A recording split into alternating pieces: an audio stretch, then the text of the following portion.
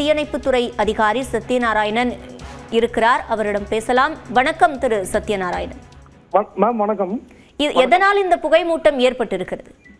Ma'am இப்போ இது வந்து ஆக்சுவலா போர்ட்டுக்குள்ள இருக்கக்கூடிய ஒரு சல்ஃபர் யார்ட் மேம். யூஸ்வலா சல்ஃபர் இந்த இடத்துல இருந்து தான் டிரான்ஸ்ஃபர் பண்ணி எடுத்துட்டு போவாங்க.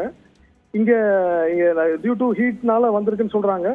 இப்போ டைம் நான் இப்போ அங்கே ஸ்பாட்ல தான் இருக்கேன். கம்ப்ளீட்டா அவங்க டீமே உள்ளுக்குள்ள இருக்கிற ஃபயர் டீமே அதெல்லாம் கம்ப்ளீட்டா கண்ட்ரோல் பண்ணிட்டாங்க. இப்போ ஸ்மோக் இல்லை, கம்ப்ளீட்டா ஃபயரை புட் அவுட் பண்ணிட்டாங்க. ஃபயர் டிபார்ட்மெண்ட்டும் உள்ள வந்து அவங்களுக்கு அசிஸ்ட் பண்ணி கம்ப்ளீட்டா முடிச்சிட்டாங்க மேம். ஏதோ எந்த ஒரு புகையும் இப்போ நீங்க வெளியில இருந்து யாரும் பார்க்க முடியாது. கம்ப்ளீட்டா புட் அவுட் பண்ணியாச்சு. இப்போ இந்த நிலைமை சீரடைந்திருக்கிறது அப்படின்னு தெரிவிக்கிறீங்க. வெப்பம் காரணமாக இந்த நிலை ஏற்பட்டதா? என்ன காரணம் இது நடந்ததற்கு?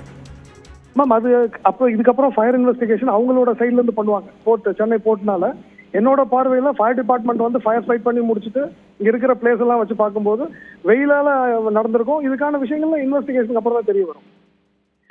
It's open yard ma'am, sulphur yard.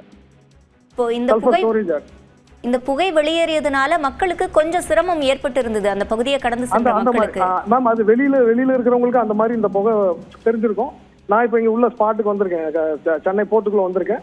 இப்போ அந்த மாதிரி ஒரு பர்சன்ட் கூட கிடையாது. கம்ப்ளீட்டா அண்டர் கண்ட்ரோல் தான். இல்ல இப்ப இத சுவாசிச்சதுனால மக்களுக்கு ஏதேனும் சிரமங்கள் ஏற்படும்?